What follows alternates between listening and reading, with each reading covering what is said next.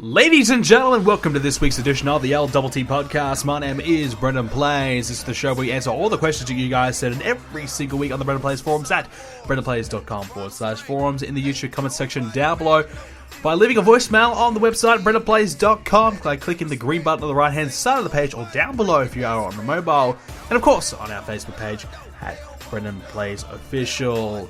Alrighty, so ladies and gentlemen, this week we're going to be discussing the WWE 2K17 trailer that just dropped. Backlash is coming up this Sunday. We're going to talk all about that and give my predictions for that show. I can't believe I've already got another pay-per-view already. I mean, it's crazy. We've got another one in a couple weeks' time again. So, pay-per-view. That's the name of the game right now in WWE. Also, we're going to talk about Raw and Smackdown, of course, and everything about that, and a few little bits and pieces of the news. And we're going to chat about the upcoming NBA 2K17 demo. That is coming out tomorrow, or Friday. So that is, I think it's Friday. Most likely probably coming out for like Saturday morning for me. So, yeah, I'm pretty excited for that. We'll talk more about that one later. And, of course, Survivor Series. So I guess we'll kind of kick it off with Survivor Series this week.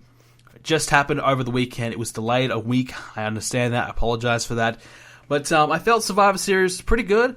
A lot of mixed reviews on the results and things like that. Certain things that happened. If you haven't already watched it, here's a few spoilers.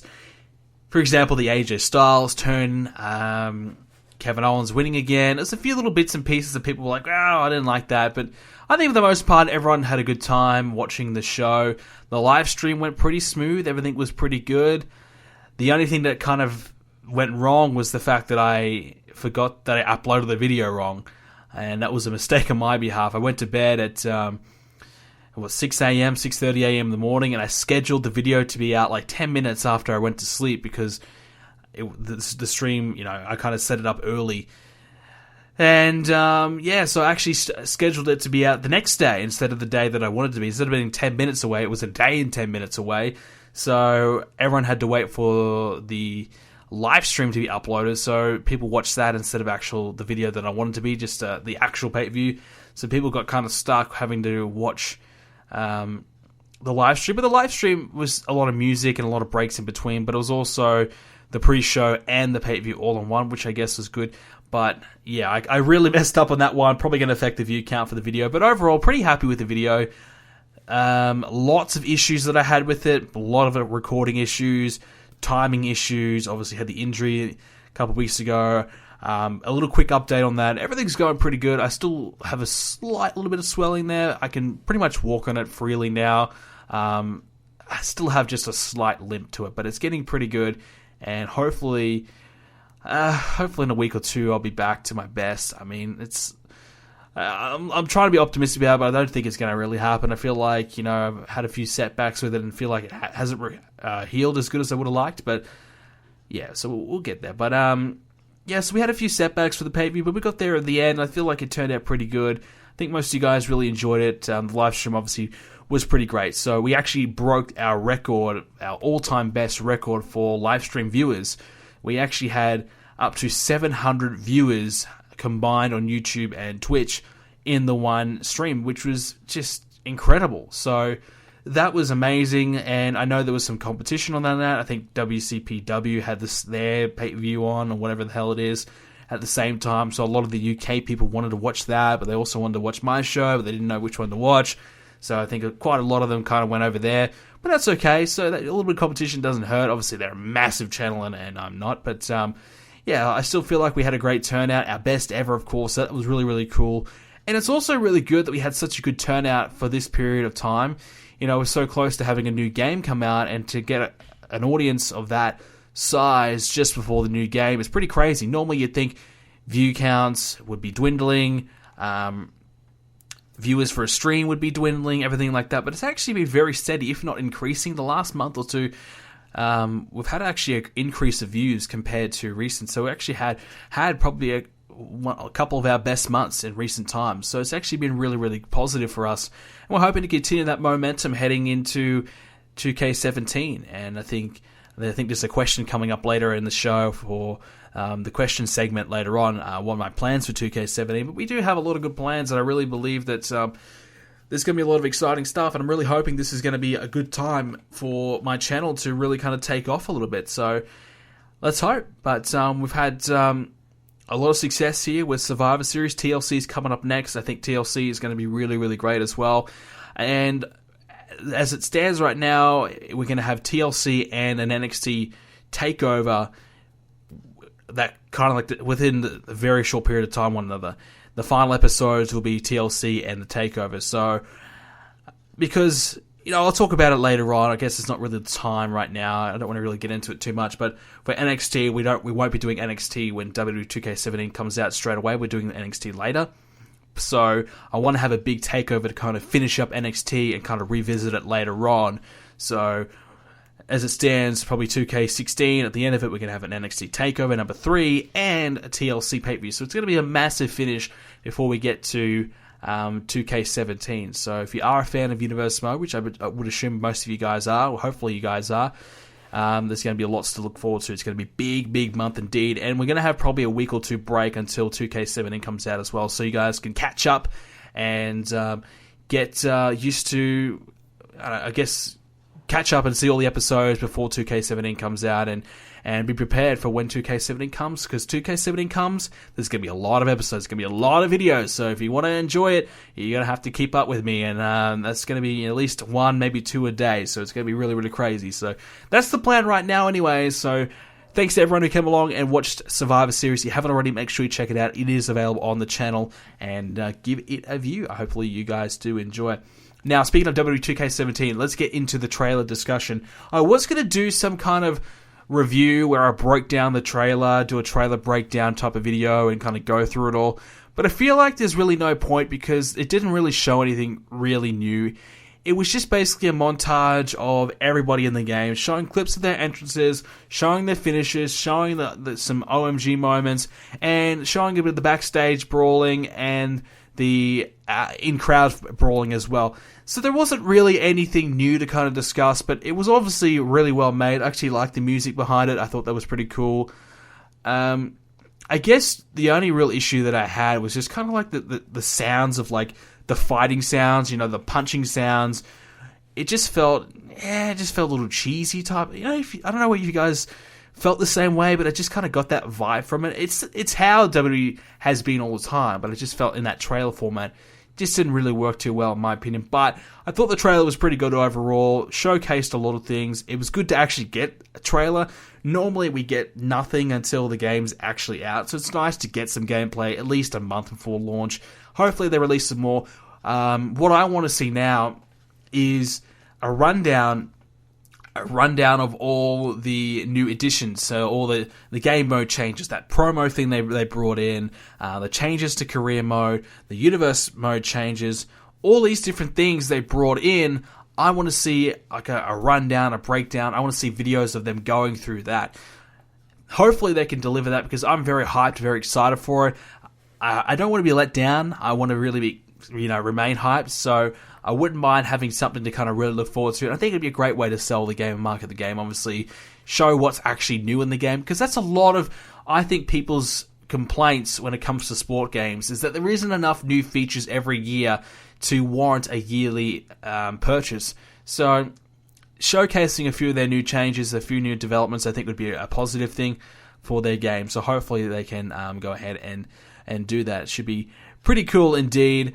But so a thumbs up from the trailer. Hope to see some more, and it was nice to see some gameplay of. They said everybody. I don't know if I saw everybody. Let's be honest, we probably didn't, but we saw a lot of people. So it's okay, and it should be hopefully more gameplay coming up soon. All right, so let's get into Monday Night Raw this week. We're going to talk about Smackdown and Backlash up next. Raw this week. I mean, look, honestly, who won? Who won this week? Raw or SmackDown? I am torn.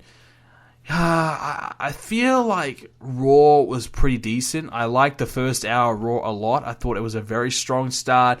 And it was a strong start. I don't know if you guys realize, but they kind of just used the same people. Like Charlotte, Bayley, Dana Brooks, Seth Rollins, Kevin Owens, and Chris Jericho, I think. Those same core guys, they just to start off the show.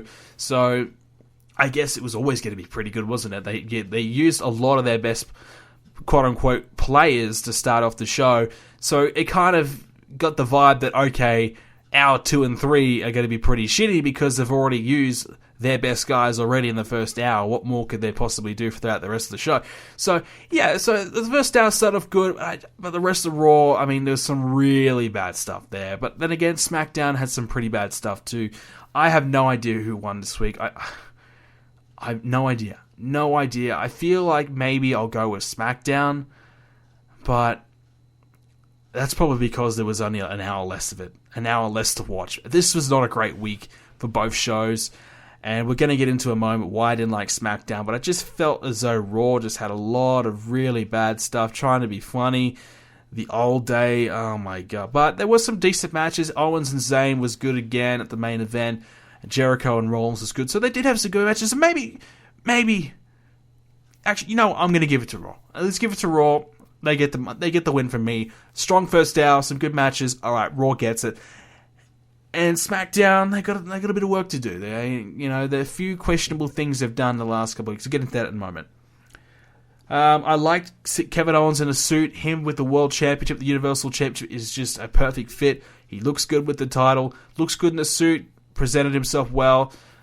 Where's Triple H though? I mean, you mean to tell me you have Triple H come out last week, screw over everyone else, but give Owens the championship, and you don't have him show up the next week on Raw? That is mind-blowing to me. You know, where the hell is he? Why didn't he come out and explain himself? Why hasn't he kind of popped up and done something? So, what's the deal? Is Kevin Owens aligned with Triple H? What's Triple H doing? Is he acting on his own? I mean, what's the plan here? What's the deal? I guess it kind of played off the whole Stephanie McMahon, did she know about it type of thing. Fair enough, but would have minded to see Triple H himself come out and explain his actions. I think a lot of us kind of want to see like an NXT thing going on there with Triple H and Kevin Owens and whatnot. I don't know if that's going to happen. I don't feel like it's going to happen. I feel like this is just, I don't know. I honestly don't even know. I feel like they might be setting up for a match between Rollins and Triple H or something. I don't know. But, yeah, so we'll see. But would have liked to see Triple H out there. Bo Dallas, is he getting a push? I mean, what is going on here? The crowd was completely dead silent. But Bo Dallas came out, beat up a local guy. And, yeah, so Bo leaving Bo, and I don't know what to say. I mean, I'm so used to Bo Dallas getting beat every week. I mean, Bo Dallas, you look at him. Look at his attire. And he looks like a job guy, let's be honest. He looks like a guy who should be a local talent. He shouldn't be in the WWE. He's got to change his look. The singlet isn't working. He's got to do something, change it up, look a bit more serious. If he's going to be this heel and non-comedic character, he's got to do something because it's not working. The look is not working at all. No one can take this guy serious. When he was doing the whole Bo Leave thing, it was working for a while. Then they kind of squashed it a little bit and had R-Truth beat him, and that was it. So, there was a bit of potential there. Now it's dead and buried, that gimmick. He's going to have to try and come up with something different. They're not really doing too much different, just Bo leaving Bo. Try to do something different, change your look up. It's not working.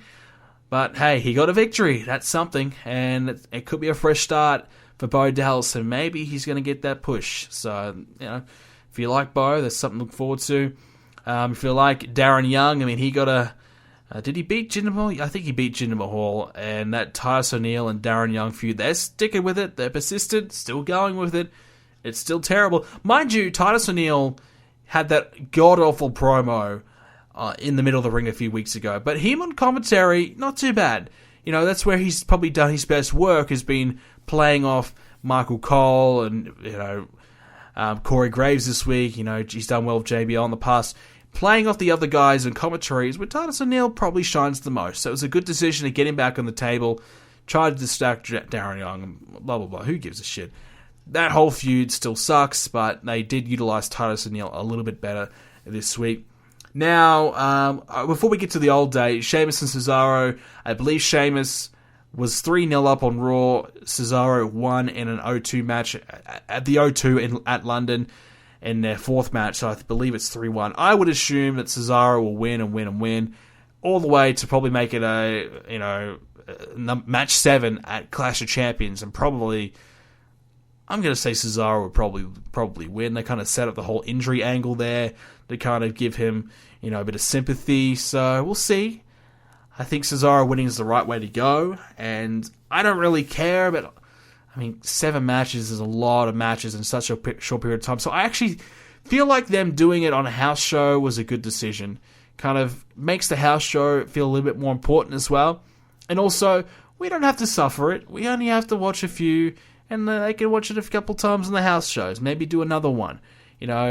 Make it 3-all, and then at the final match, the last time we have to see it is at the pay-per-view. Why not?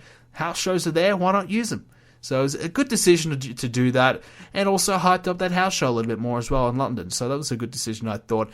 And, it means we don't have to see another match between the two on TV, which is good. Even though the matches aren't too bad, but there's only so much you could do in a best of 7.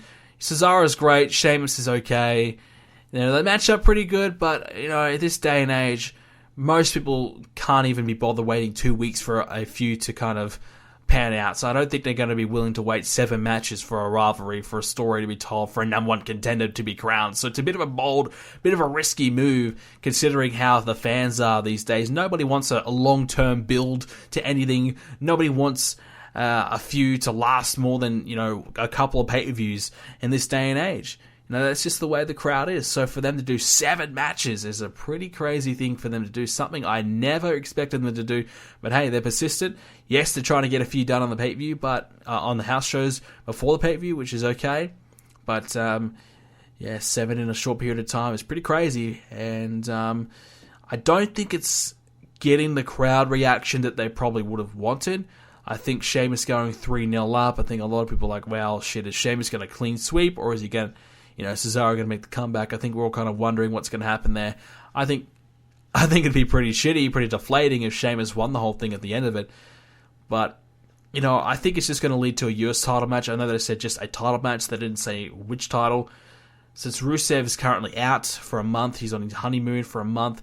So I guess it kind of makes sense. Cesaro wins, becomes the number 1 contender. Then you bring Rusev back. Hey, straight away, new contender, away we go. Or, maybe Sheamus wins, who knows. But I would probably say Cesaro would be the better fit. So, hey, not a bad decision. I can't see Cesaro feuding for the Universal title. He's just not there.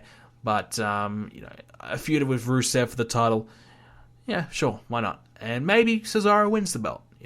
You win a best of 7, not a bad way to build yourself up. Even though he did go 0-3 to start, but hey, he won 2 matches in a row, so really they already had, 2 matches before the best of 7 even began. So we're actually getting like 9 matches in such a short period of time. It's just a crazy thing, and I can't believe they're doing it, but whatever.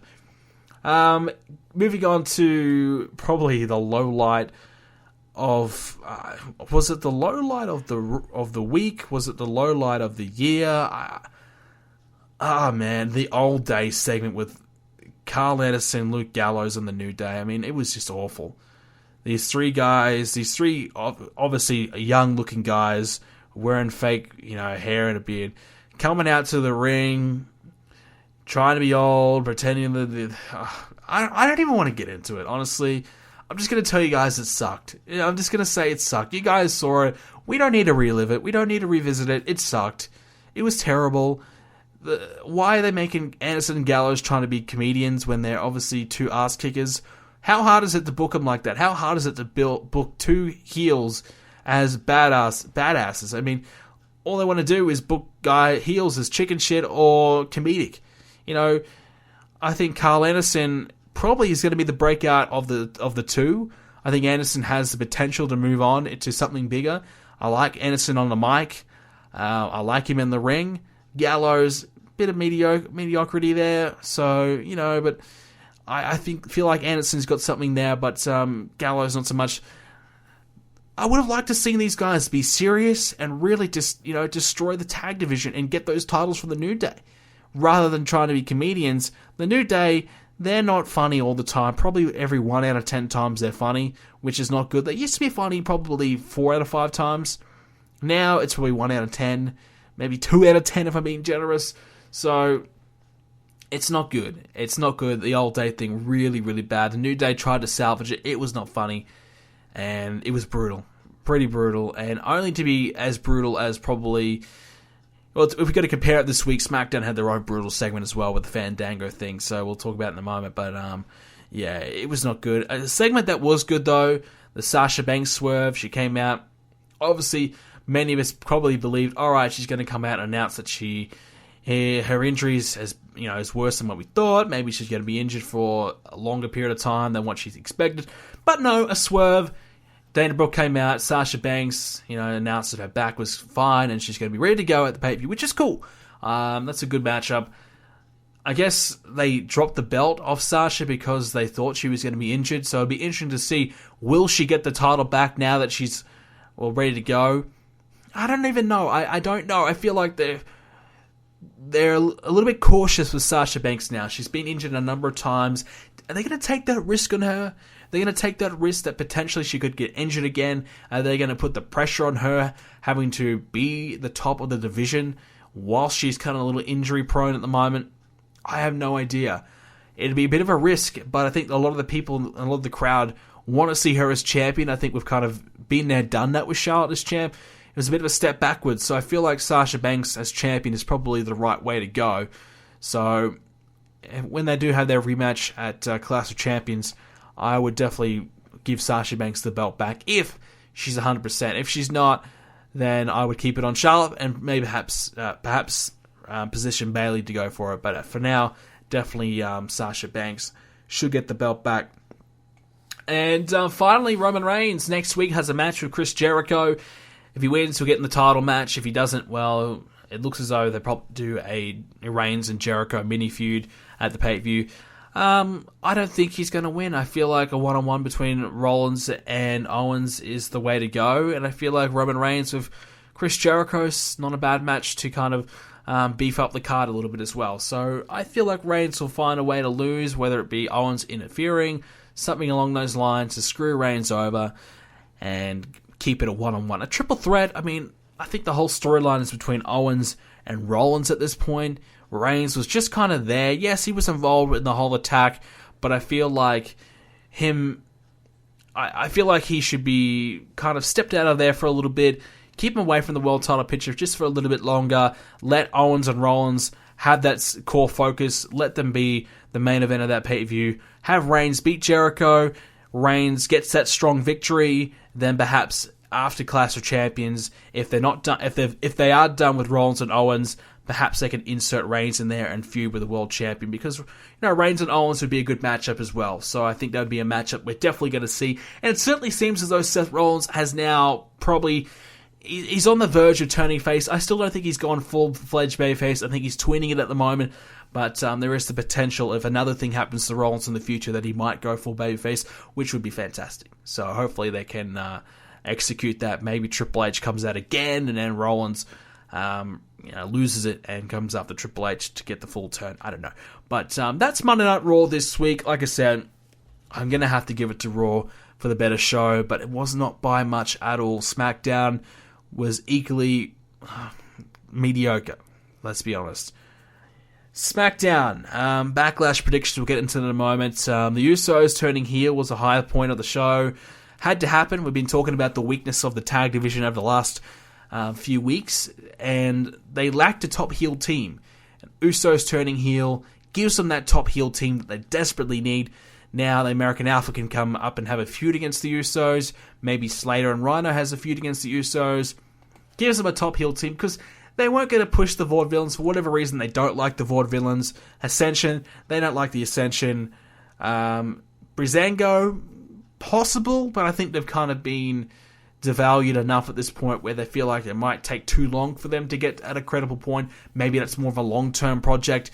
Usos are a short-term fix, and they can turn the Usos heel, top heel tag team to come up against a good rivalry for the American Alpha, and they can go with that. So the Usos have taken the American Alpha out of the pay-per-view, which means Slater and Rhino, who won their match, will take on either the Usos or the Hype Bros. Pretty obvious, I think it's going to be the Usos.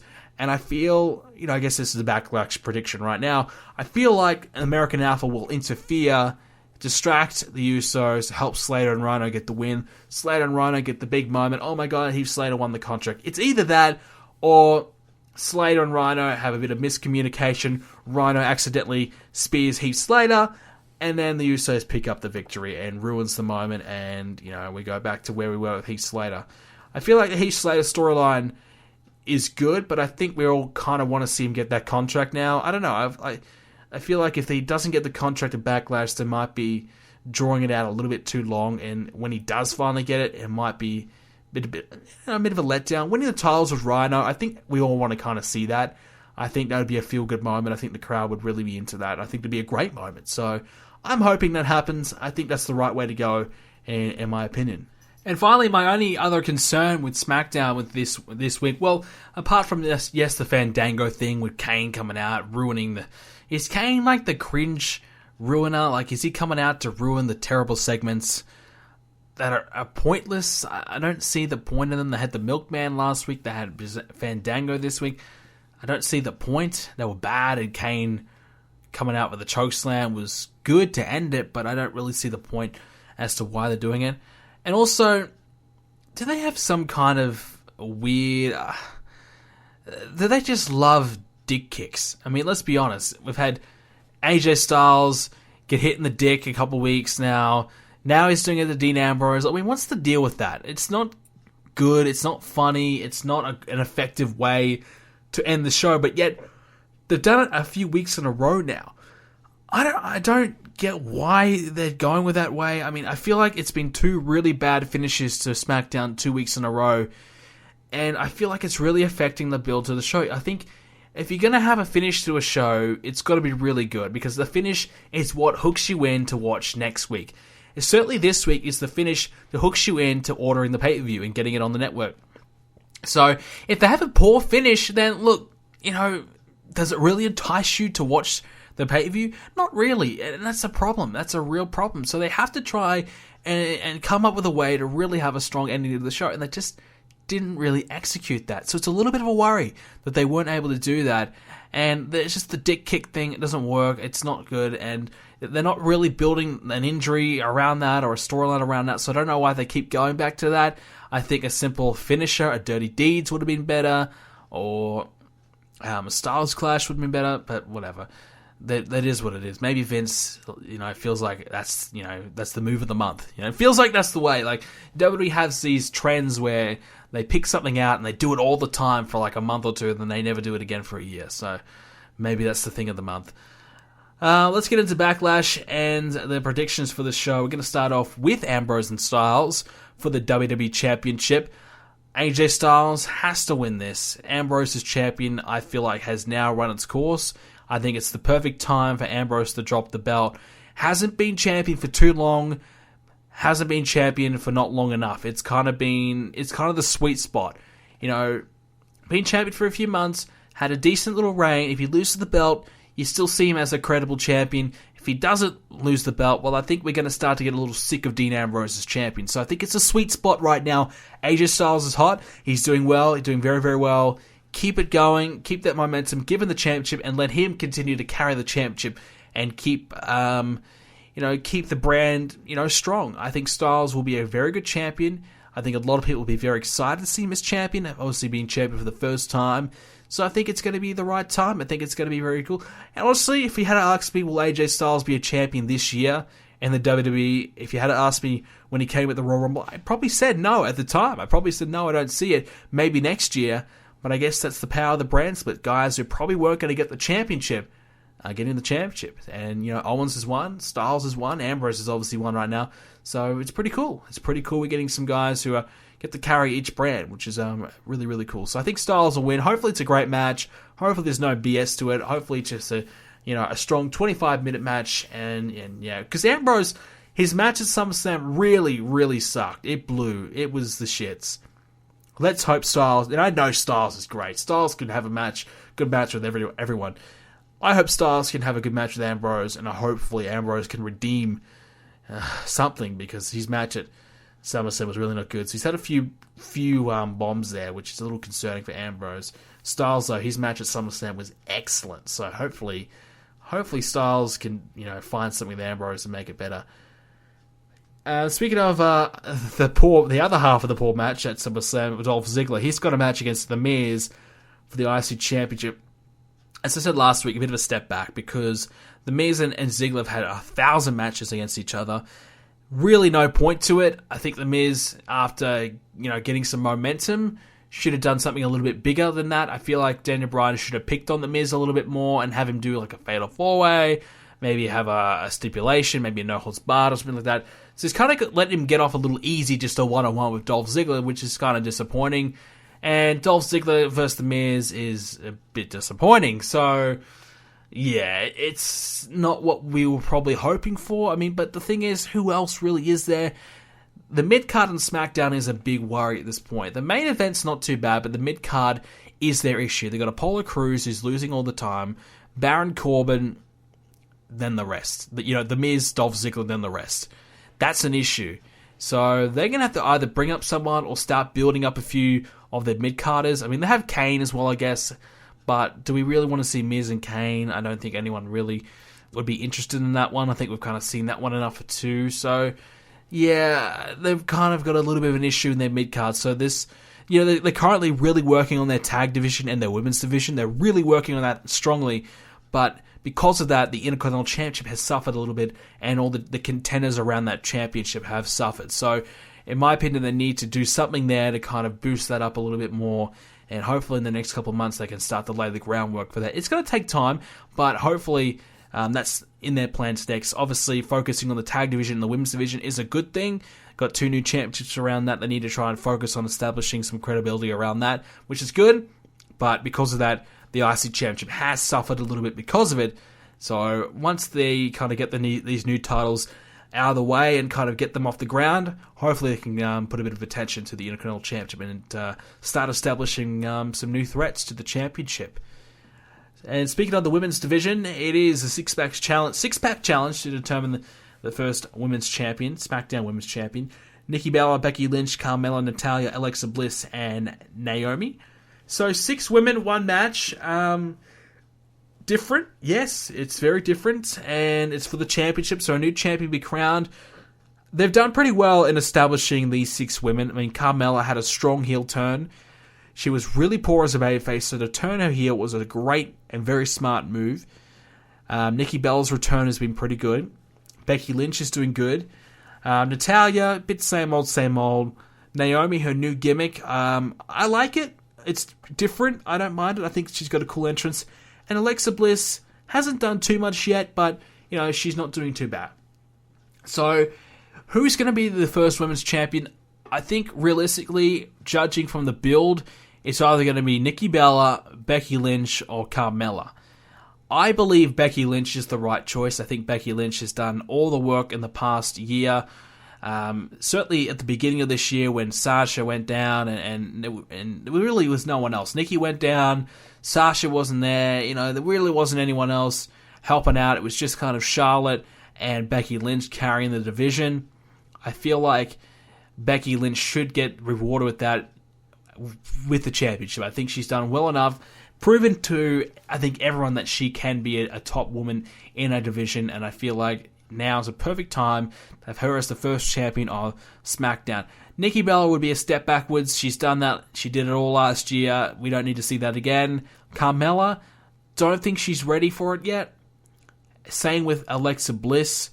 I don't think she's got enough momentum going for her yet. Natalya, no one wants to see that. And Naomi, still trying to find her feet after a bit of a time off and now a gimmick change. So I think for the most sense right now, Becky Lynch would be probably the perfect option. And I would be surprised if they go with anyone else other than Becky Lynch. Alright, so the final for the SmackDown Tag Team Tournament. So, Heath Slater and Rhino versus, we don't know, either the Usos or the Hype Bros. I'm going to assume, like I said earlier, the Usos will win that. And pretty much the way that I said earlier, Heath Slater and Rhino, I hope they win. I think it'd be great. And then have them, maybe feud with the Usos down the line, maybe feud with someone else whilst the American Alpha and the Usos feud, maybe bring up another team like a Breezango or someone, have them come in. I don't know, just a short 1 month feud, maybe have American Alpha beat them later on, take the titles away from them later on. I think we just want to... The Heath Slater thing's doing well, and I don't know if you guys saw it, but he his introducing of his family thing on YouTube, that was great. I don't know why they didn't show that on the main show. That's what I really missed this week on SmackDown, a Heath Slater segment. Of all things, I missed a Heath Slater segment. I got it on YouTube, which was good, but I would have liked to have seen it on the main show. So that's what I was missing. Some comedic joy from Heath Slater. I can't believe I'm saying these words. What's gotten into me? What's wrong with me? But yeah, so yeah, Heath Slater and Rhino is my pick. And finally, the other one of the big matches, Randy Orton versus Bray Wyatt. I think this should be a good match. I'm looking forward to it. I think Randy Orton should, well, I was going to say Randy Orton should win, but I feel like Randy Orton will win, but it could go either way. Bray Wyatt needs a victory. So, you know what? I'm going to go Bray Wyatt. I feel like Randy Orton has momentum. I feel like he's probably the obvious choice. But with Bray Wyatt, they always give him these weird victories. You know, when you expect him to win, he never wins. And when you don't expect him to win, he wins. So, he's a little bit weird like that. I feel like we may see the return of Luke Harper. I've been hearing that he's getting ready to come back. And I feel like Eric Rowan will be back with Harper, and they're going to reunite with the original Wyatt family. And Harper and Rowan will help out Bray Wyatt to beat Randy Orton, and they'll establish that trio again. And that will also give SmackDown a top heel tag team. And hopefully, this time, they insert them in the actual tag division and have them go after the championships to give the Wyatt family some credibility. And hopefully, Bray Wyatt starts to get positioned a little bit better to be a champion on his own, maybe the world champion or IC champion, either one. But they could start to really establish the Wyatt family as a dominant group again. So that's my prediction. But, you know, Randy Orton could easily hit the RKO and finish off Bray Wyatt. But if Bray Wyatt is to win, it's going to be in some screwy kind of matter. And obviously, the original Wyatt family coming back would probably be the way to go. Alright, so that is Backlash. That's the pay-per-view predictions there for this upcoming pay-per-view. Final little piece of news for SmackDown. Now, take this with a grain of salt, but I did read this online earlier today that SmackDown may be getting its own Cruiserweight division. Seems as though they're really excited about the Raw Cruiserweight division and they're really happy with the success of the Cruiserweight Classic. So they feel like, alright, why not have both brands with the Cruiserweight division? My thoughts on that is I would be probably against it. I feel like one brand having the Cruiserweights makes that brand special or unique. Both having it makes the division a little bit less. I like the fact that the rumor is that they're going to have them on NXT and on Raw. I really like that. Gives them time to develop in NXT and also gives probably time for the top Cruiserweights to be on Raw. So some of the lower end Cruiserweights could really develop a little bit better on NXT there. And that's what NXT is for after all. So I like that. I like if they're going to do that little cross promotion there. And it would be cool if they showcase some of the matches on Raw, you know, some highlights of what happened on NXT and make it feel important. Make those matches that happen on NXT important to the context of Raw. Maybe have some, you know, if the Cruiserweight division, why not have something a little different, you know, have like a ranking system. Why not have like a wins and losses? These matter. Like, you know, you have to get certain amount of wins to get, you know, to climb up the rankings. Have a legitimate rankings, you know, like the UFC perhaps, you know, getting wins maybe get you points, and these points help you go up the rankings a little bit. You know, it's an idea. And then, the top-ranked superstars, they compete, you know, against the champ. You know, the top-ranked superstar competes against the champ, and you do that at the pay-per-view. I don't know. It's just an idea. You know, why not do something a little different with the Cruiserweights? So that's maybe something I would think about doing. And I know a lot of people have been asking me as well, Brandon, are you going to bring the Cruiserweights to your universe mode? I would definitely do it just straight up on NXT. You know, for my universe mode, but I think having it on Raw and SmackDown in the real life is a great thing. But I would only have it exclusive to one brand. And you know, for Raw, you know, they've been saying that, hey, you can only find the Cruiserweights on Raw. And for them to change that in such a short period of time and have them on both shows, it just makes that whole 1-2 months of build-up to the Cruiserweights laughable. It makes Raw look bad and makes it look like a joke that they lost the Cruiserweights already. So I don't think it'd be a very good look for Raw. So in my opinion, I would just keep it on Monday Night Raw. But I'm actually pretty excited for the Cruiserweights. You know, I'm generally not usually excited for the Cruiserweights. When they first had the Cruiserweight division in the WWE, I didn't really care for it. But I feel like now the Cruiserweights that they're bringing in are genuinely some of the best wrestlers around the world, and certainly on the independents. and it's pretty exciting. Kota Ibushi, Brian Kendrick, Grand Metalik. I think there's a few guys in there that I'm really excited to see, and I think the division will be pretty strong. So I'm looking forward to seeing it, and I think the Cruiserweights will probably be the little fill-in that Raw really needs to kind of keep up with SmackDown a bit, in my opinion. And final piece of news, some rumors as well. Paige potentially maybe leaving the WWE. Alberto Del Rio, as we talked about last week, is officially gone. Is Paige going to join? There's some strong rumors that they say that she might. I'm just going to say it'd be disappointing. She could have been right in this Divas division, women's division, I should say, really doing strong. She's Divas champ for a while. I think Raw would really needs her, and kind of bringing her back into the fold. She could definitely easily be a top woman on that show easily, but, for whatever reason, now suspended.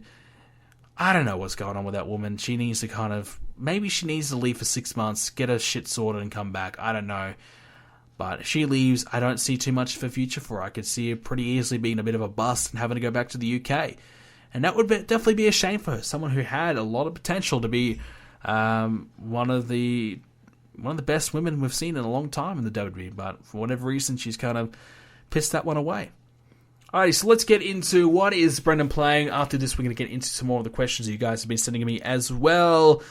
Alrighty, so this past week, I have been playing the Battlefield 1 beta, as you guys know.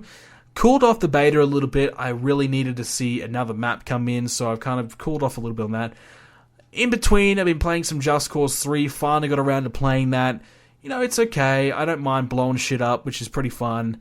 But what I'm really looking forward to is the NBA demo, which is going to be great. We get a chance to play career mode. I think we get to play up until the college years or end of college. I'm not sure. But we get a bit of an early start on career mode, which is going to be great. I definitely think I'm going to be doing career mode this year on my channel. I want to do a lot more NBA than I have done in the past.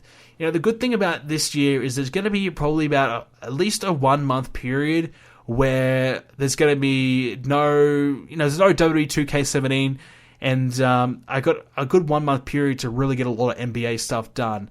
So I might kind of cram out a lot of NBA videos, get a lot of them done, and I think it's something that I want to do. I haven't played NBA properly since 2K14. I played so much of 2K14, and when I got 2K15, and even 16 to a small extent, I was so burnt out. I just didn't have the motivation to play. So I'm really looking forward to this one. I feel like this is going to be the year that I get back on NBA and play a lot more of it. So, I'm looking forward to career mode. I haven't played career mode properly since 2K14, I loved career mode. I didn't play any other modes other than career mode on 2K14, really. But on 2K16, I didn't really play career mode at all. I mainly played GM mode. So, I'm kind of done with GM mode at the moment, even though they've introduced a few new cool features that I'm really looking forward to and I'm pretty excited about. Having the ability to have 6 new teams to the NBA, which is really, really cool. And a little bit more customization as well really entices me to play, but I want to do a series this time on career mode.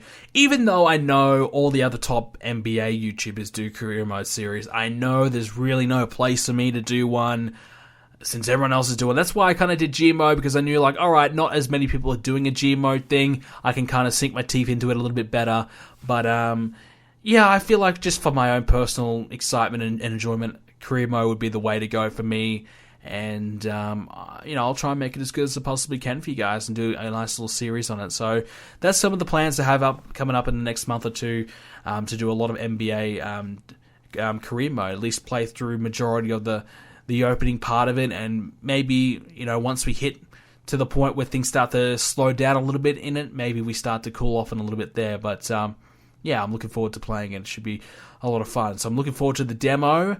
I don't know if I'm going to get the game early or not. I put in a request to get it early, so I don't know if I'm going to get it early.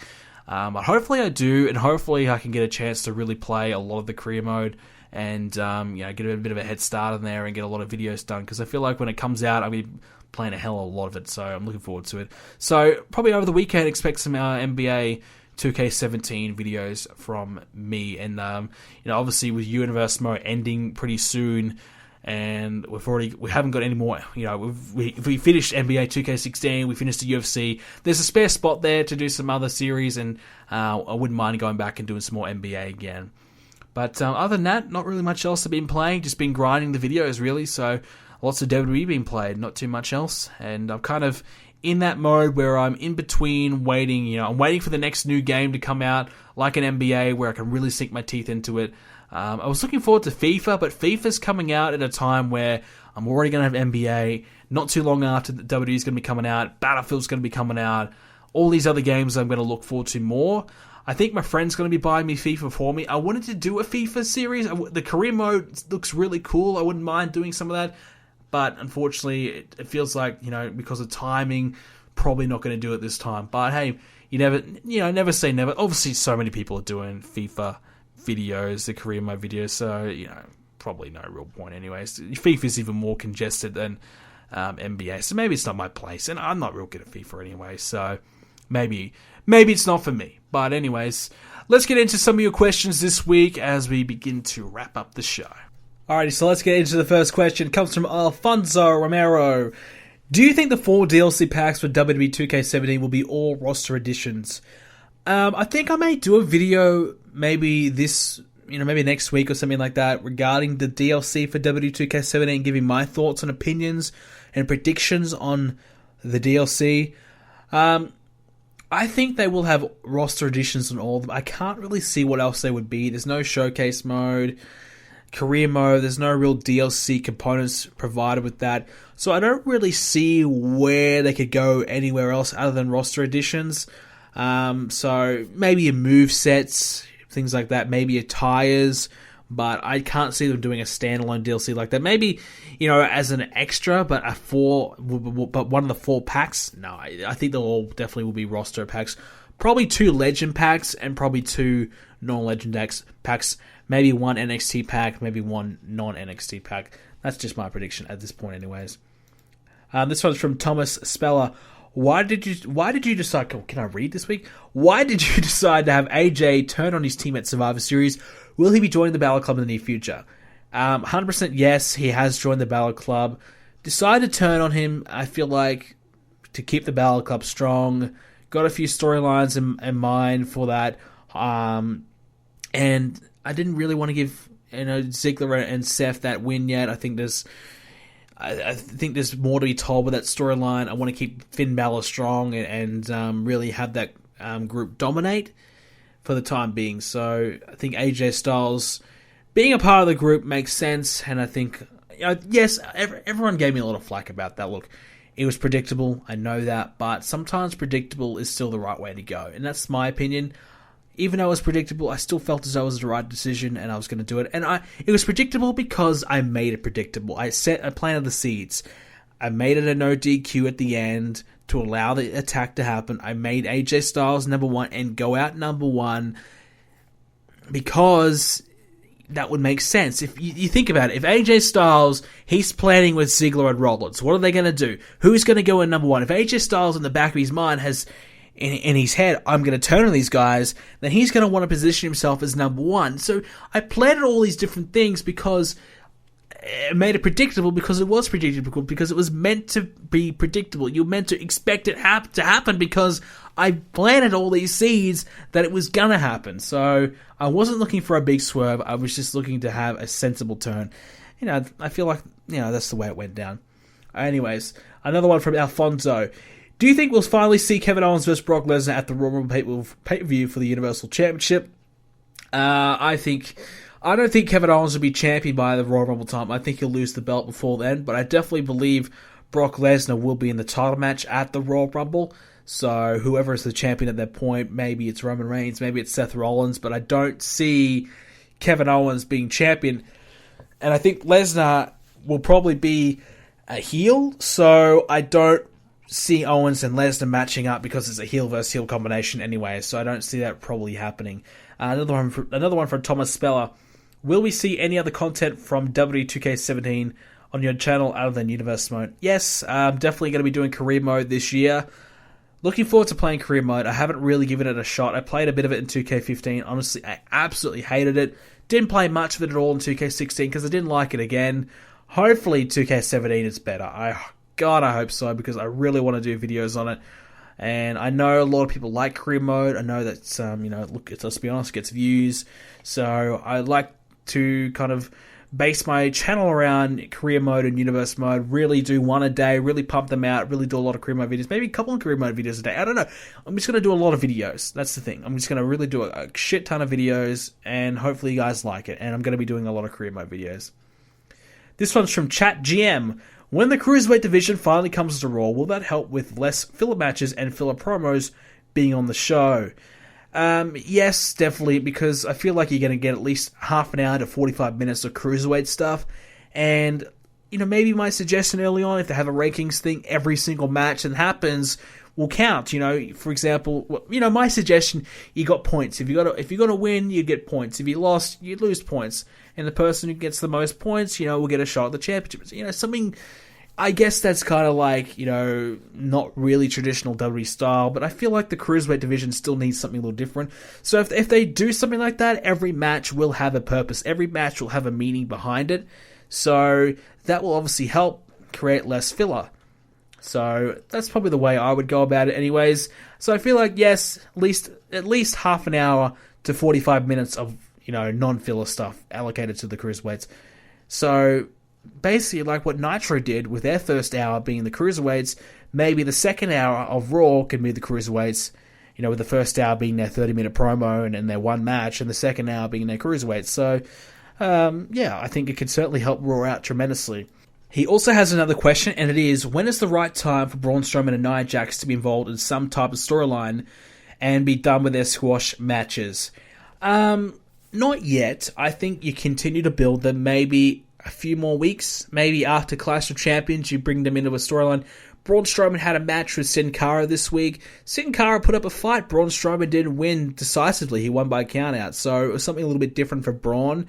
And I thought it was, okay. So maybe Braun Strowman will probably be at that level a bit sooner than Nia Jax, maybe. I don't know. Maybe they're already starting to give Braun Strowman a few more credible opponents. But you don't want to have guys on your roster get flat out beat. It just doesn't do anything for them.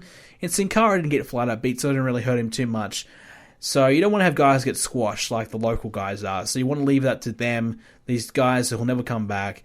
So I think maybe in a month or two, minimum at least 1 month, I would keep this going, keep the build, and then start to bring them into some formidable opponents. Because you think about it, with the women's division, there's only a handful of people that Nia Jax can feud with. Maybe they're already setting up for the Alicia Fox feud with Nia Jax. They planted some seeds there, so maybe they're already thinking about moving her on there. So maybe it might be sooner than you think. At least I think until Clash of Champions. Alfonso, another one from him. How are you going to start WWE 2K17 when you get it? So for Universe Mode, we're going to be starting the night after TLC, which will be the build-up to the Royal Rumble. So essentially nearly on the road to WrestleMania. Reason why we're stopping there is because I feel like with all the new additions to WWE 2K17, the best way to do it would be the Royal Rumble. And I think the Royal Rumble is such a great pay-per-view to start off with as well. It's so exciting as it is. So I think the Royal Rumble is probably the way to go regardless.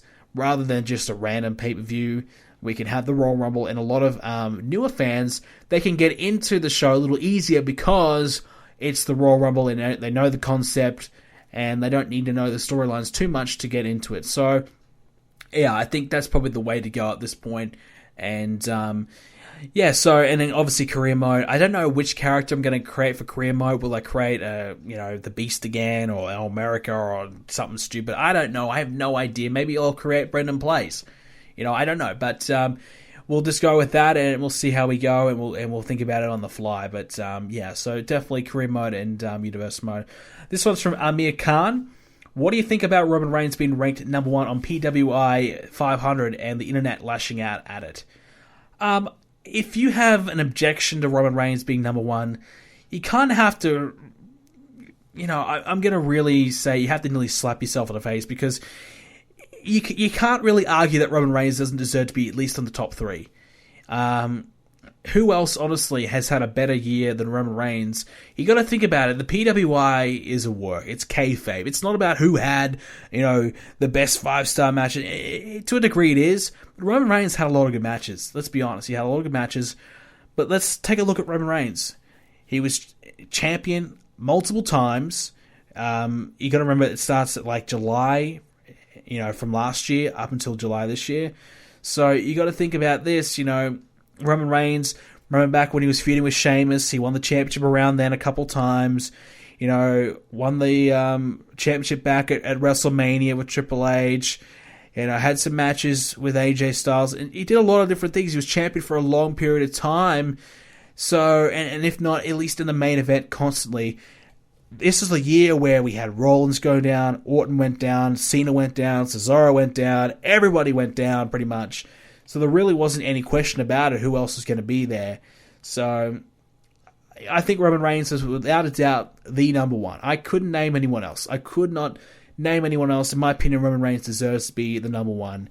And if you really care that much, just remember it's a work, it's a magazine, it's not the gospel. Who cares? In your opinion, if he's not number one, that's fine. If you don't like their opinion, then don't listen to it. It's just a magazine. So does it really matter? No. Is he going to get anything for it? No. This one's from Johnny Dixon. If Owens keeps the belt long enough, do you see Sami Zayn competing for the belt possibly by winning the Royal Rumble? No, I don't. I feel like Sami Zayn is not at that level. He's going to have to really do something dramatically to get there. I think in the next year, he might reach that level. I feel like, to me personally, I don't see Sami Zayn getting the crowd reactions that he needs to get above. I think Sami Zayn, for him to reach main event level, he may have to get Daniel Bryan-like reactions. He might have to get over to that point for them to give him that real chance, because he doesn't have the size that they're really looking for. Decent promo, yes, but I just feel like they're not really giving him that opportunity. They don't really see him as a main event guy as of right now. They certainly see him as a guy who can compete in top matches, but I don't see them as a guy who can carry the belt. So, I think I'm kind of done seeing Kevin Owens and Sami Zayn for at least for a while. So I really have no interest in seeing them having a match at WrestleMania. And like I said earlier in the show, I don't think Kevin Owens is going to be champion by Royal Rumble time. I think he won't be champion at WrestleMania time. No chance. So I think Kevin Owens will probably drop the belt. And I think, honestly, my prediction would be Finn Balor to win the Royal Rumble. If he's healthy, Finn Balor will probably win the Rumble at this point. This one's from Roy the Boy. Do you think guys like Curtis Axel and Jack Swagger should be drafted to SmackDown so they can have something to do? No, I think you got to keep them on Raw, but I would do something like throw them together as a tag team. If they can't get a start as a singles, get them in there as a tag team, and at least you can get them on the show.